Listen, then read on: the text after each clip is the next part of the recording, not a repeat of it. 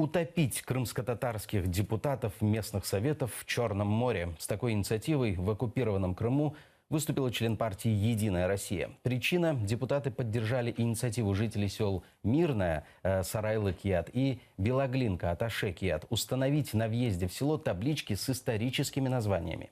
Методы борьбы с крымскими татарами общественники обсуждали в соцсетях. Дискуссия развернулась между членами партии «Единая Россия» Натальей Кришко, членом партии «Роста» Александром Талиповым и представительницей общественной организации «Таврический союз» Лилией Диденко. Сначала Талипов предложил заказать эшелон для таких депутатов, но единоросска нашла более радикальный вариант – утопить их в море. Ми готові замовити ешелон для таких депутатів, але ж він, на жаль, не один такий. Тоді баржу і у найглибшому місці Чорного моря, і їх пам'ятали лише в обличчя.